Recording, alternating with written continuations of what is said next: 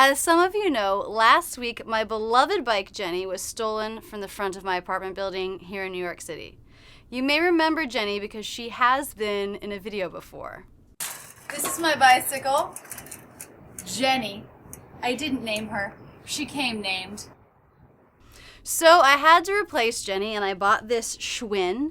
It's called a World Traveler, and that's not a very good name for a bike. So I asked all my fans on Facebook to suggest different names, and today I'm going to choose my favorite name out of those suggestions to name this. I got lots of really great suggestions, and I loved doing this, so I may start doing it when I have children too. So start thinking of names.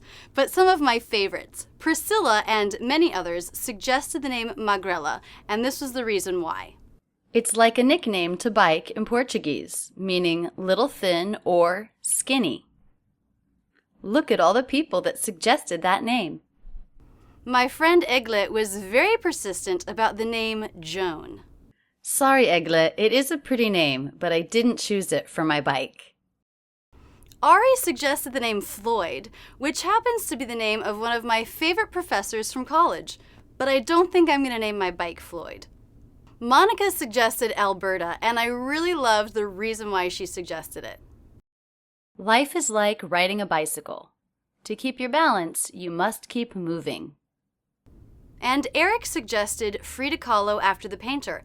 I did really consider that one. It was in the front running, but I didn't choose it. There were also a lot of name suggestions that had repeating syllables. For example, Boo Boo, TT, Lulu, Cece, Coco, John John, and Juju.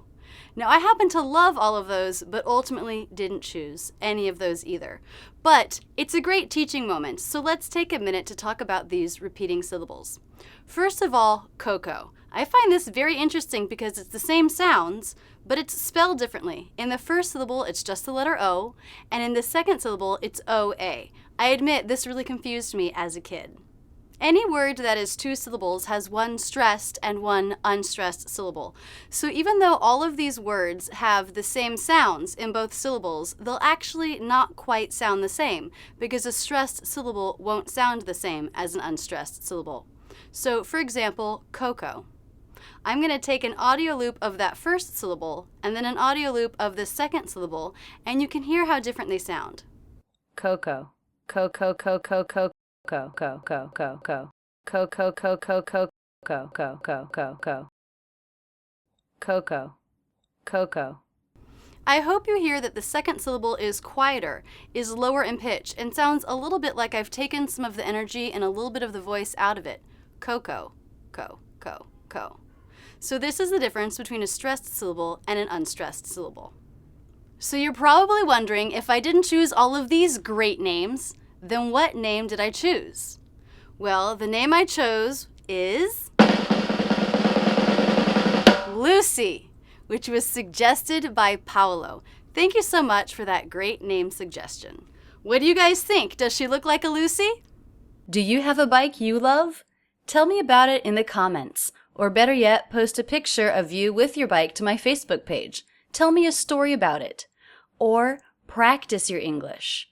Make a video with your bike telling me about its name or how you got it, or a great trip you've taken with it. Post it as a video response to this video on YouTube. I can't wait to hear all your stories. That's it, and thanks so much for using Rachel's English. Don't stop there. Keep going with my American English in Real Life playlist, my Reduction and Linking playlist, or any of the playlists on my channel. And don't forget to visit rachelsenglish.com, where there's lots more to work with.